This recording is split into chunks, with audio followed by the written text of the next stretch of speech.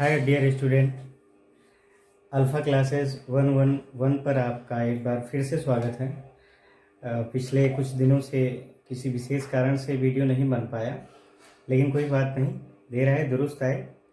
आज हम 12 के जो पहले चैप्टर पर चर्चा कर रहे थे उस कॉन्सेप्ट को और आगे बढ़ाएंगे और इस चैप्टर का ये अंतिम बिंदु है, बहुत ही इम्पोर्टेंट है। एक समान वैद्युत क्षेत्र में स्थित या रखे वैद्युत द्विध्रुव पर लगने वाले बलयुग्म का आघूर्ण।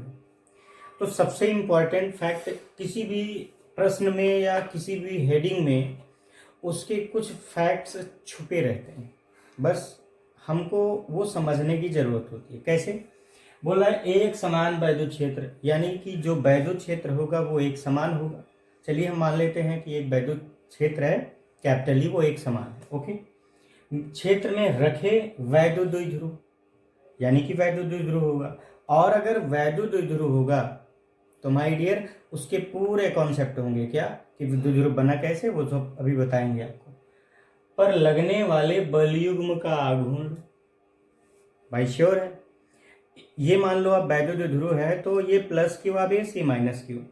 तो अगर बराबर परंतु विपरीत आवेश, यही तो है इसकी डेफिनेशन कि दो बराबर परंतु विपरीत आवेश, तो विपरीत आवेश है तो एक डायरेक्शन अलग में फोर्स करेगा, एक अलग डायरेक्शन में फोर्स करेगा, लेकिन दोनों की वैल्यू क्या होगी? बराबर।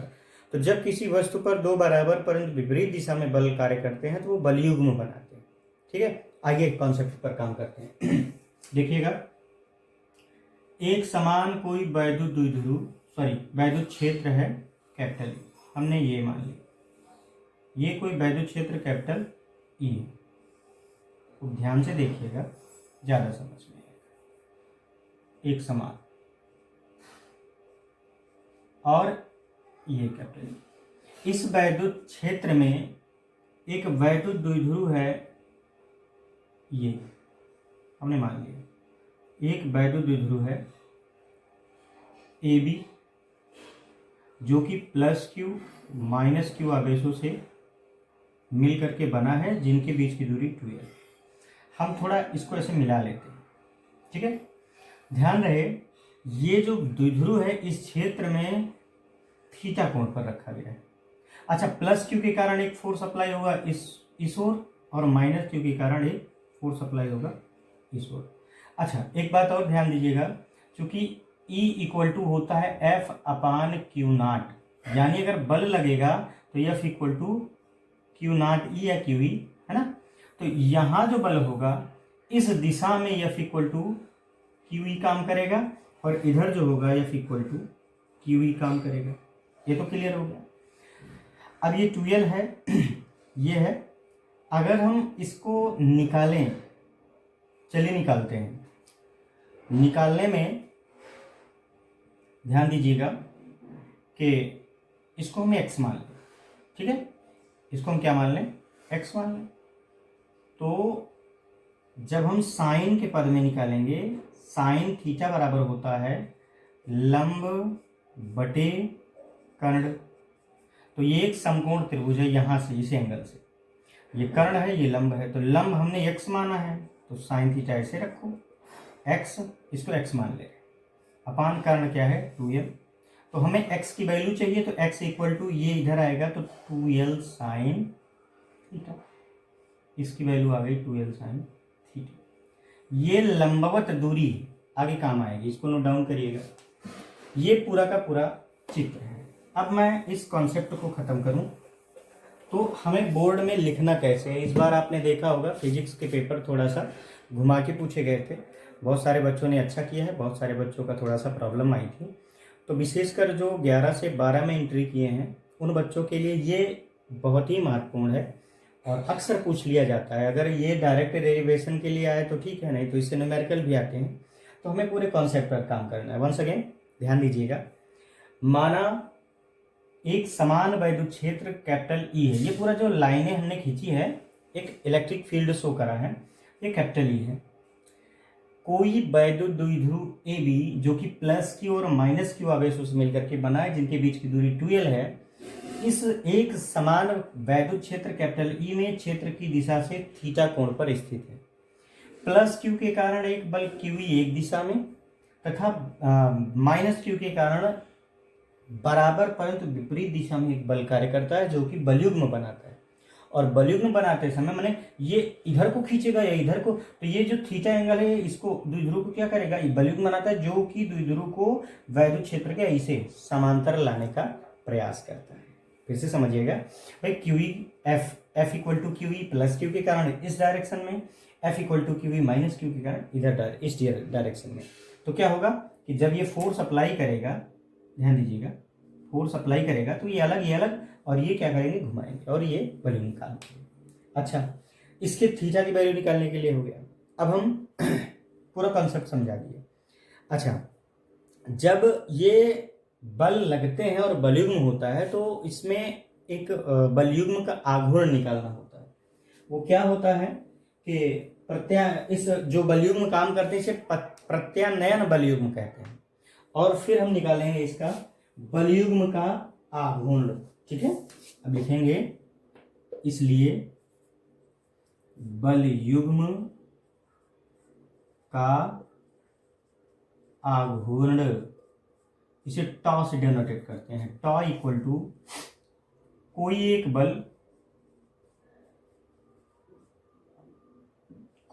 बल गुणे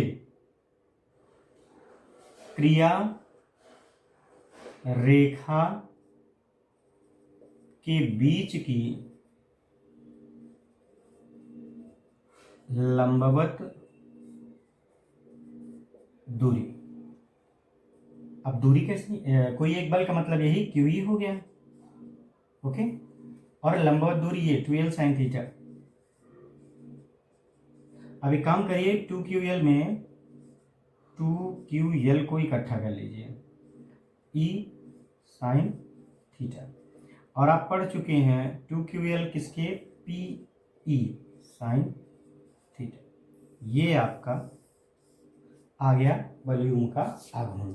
एक समान वैद्युत क्षेत्र में रखिए वैद्युत द्विध्रुव पर लगने वाले बलयुग्म का आघूर्ण। अब माय डियर, मैं इसके कुछ पोजीशन सेट करता हूँ, पोजीशन बताता हूँ, ध्यान दीजिएगा। हेडिंग डालिएगा विशेष स्थितियां।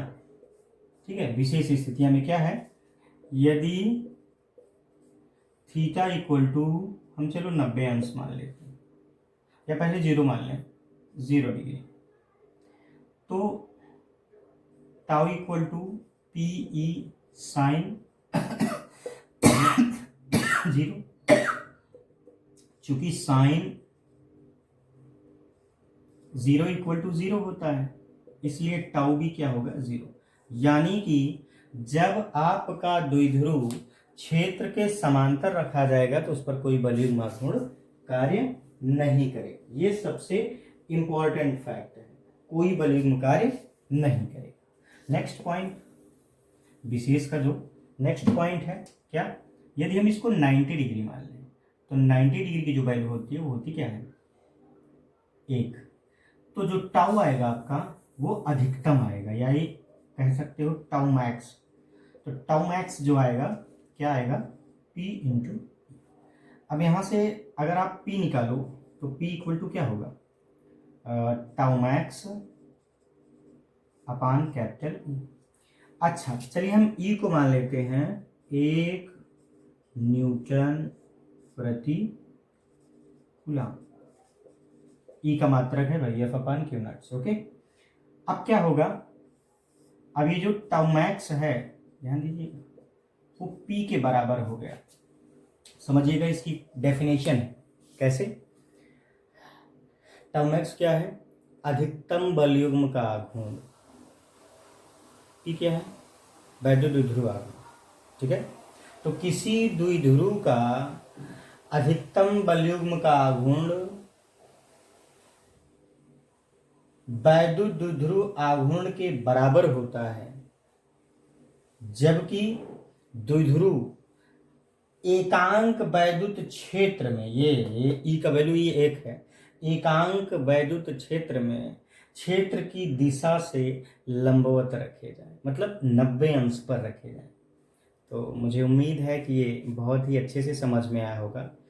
अब इसमें जो भी कॉन्सेप्ट थे, छोटे बड़े जो भी थे, हमने लगभग बता दिए, विशेषकर जो यूपी बोर्ड में अलाउ है। कुछ पॉइंट्स हैं जो काट दिए गए थे ड्यू टू कोविड, तो उसको आप नज़रअंदाज करिए, जब कोई नोटिफिकेशन आएगा देखा जाएगा। खैर, अब मैं बात करूं इस चैप्टर में न्यूमेरिकल की, ध्यान से सुनिएगा। पहले तो एक न्यूमेरिकल कभी कभी ऑप्शन में या 10th-12th के बाद जब आप कंपटीशन में जाते हैं तो एक न्यूमेरिकल आता है Q इक्वल टू एनी से। तो इसके 4 स्टेप के न्यूमेरिकल हैं, मैं ज़रूर बताऊंगा। फिर कुलाम्स लॉ से है, coulomb law F equal to 1/4 pi epsilon naught Q1 Q2 upon R²। इसमें माय डियर कभी कभी F निकालने को देते हैं, कभी सब दिए रहेंगे, Q1 गायब करके निकालने को बोलेंगे, कभी R, कभी, मतलब 4 भौतिक राशियां Q1 Q2 R और F, यही निकालना रहता है। Q कभी गायब कर देंगे तो Ni दे देंगे या IT दे देंगे, तो आप उसको कवर करिएगा। कूलाम के नियम के बाद वैद्युत क्षेत्र की तीव्रता F/Q0 से, और E इक्वल टू आप निकाले हैं 1/4 पाई एप्सिलॉन नॉट Q/R² से। फिर अच्छी स्थिति में वैद्युत क्षेत्र की तीव्रता, निरक्षीय स्थिति में वैद्युत क्षेत्र की तीव्रता, द्विध्रुव से रिलेटेड जो भी चीज़ें हैं, और इस चैप्टर से क्वेश्चन जरूर आते हैं, इस बात को माइंड में कब करिए। दूसरा, अब आपके लिए भी समय बहुत कम है। मानते हैं कि अभी आप 11th का पेपर फिनिश किए हो या 12th में एंट्री किए हो, वो बड़ी बात नहीं होती। बात ये होती है कि आपके पास अगले पेपर के लिए, और जहाँ से स्टार्ट किए हो, अप्रैल से नया सत्र शुरू होता है, और जहाँ पर बोर्ड पेपर होता है वहाँ के बीच कितने टाइम है, फिर कितने टाइम मेरा कॉलेज खुलेगा, फिर हम कितना टाइम देंगे, ये भी तो होता है। कभी कभी क्या है, कॉलेज खुला है, तुम्हें प्रॉब्लम है, तुम नहीं गए स्कूल। तो ये सब कॉन्सेप्ट अभी से, और अभी आपके पास गोल्डन टाइम या कह दो डायमंड टाइम। क्यों? क्योंकि अभी आपको हाफ डे कॉलेज चलेगा, हाफ डे फुल टाइम है आपके पास रिपीट करने के लिए, तो डेफिनेटली मेरे वीडियोस आपके काम आएंगे। और अब ईश्वर ने चाहा तो आपको पूरा का पूरा कॉन्सेप्ट फिजिक्स का यहीं से मिलेगा, आपकी भाषा में मिलेगा। सबसे बड़ी बात यह है कि हम अपनी मेहनत, अपने जो हमारे आइडियल हमको पढ़ाए थे उनका भी, और बुक का भी, 3-4 मिक्सअप करके जो भी बढ़िया वाला निकलता है आपको प्रोवाइड करते हैं। हाँ, थोड़ा सा ब्रेक हो जाता है, लेकिन अब ऐसा नहीं होना चाहिए। ईश्वर ने चाहा तो चैनल का सपोर्ट करिए। सबसे इम्पोर्टेंट फैक्ट ये है कि आपको एक चैप्टर के यहाँ आपको पूरा मिल जाएगा। अब न्यूमेरिकल रह गई, तो मेरे हिसाब से 10 से 15 न्यूमेरिकल हम लगवाएंगे, और बाकी देखा जाएगा। चैनल का सपोर्ट करिए। बहुत बहुत धन्यवाद। Thank you.